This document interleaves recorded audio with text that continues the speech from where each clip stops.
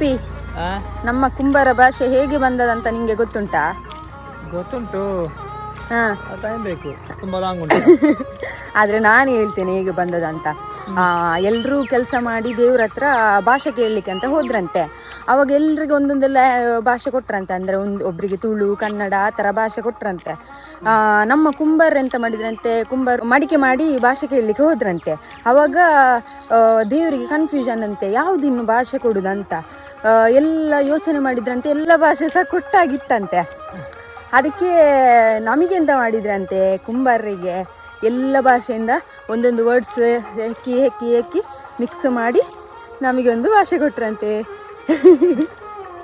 ಚಂದ ಉಂಟಲ್ಲ ನಮ್ಮ ಭಾಷೆ, ನೋಡಂತೆ ಫುಲ್ ಡಿಫ್ರೆಂಟ್ ಆಗಿ ಉಂಟಲ್ಲ ಪಿ.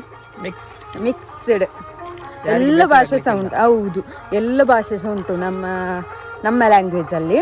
ಕನ್ನಡ ಉಂಟು, ತುಳು ಉಂಟು, ಮಲಯಾಳಂ, ಹಿಂದಿ ಆ ಥರ ಎಲ್ಲ ಭಾಷೆ ಸಹ ಮಿಕ್ಸ್ ಆಗಿ ಕುಂಬಾರ ಭಾಷೆ. ಇದು ನನಗೆ ನನ್ನ ಅಜ್ಜಿ ಹೇಳಿದ ಸ್ಟೋರಿ.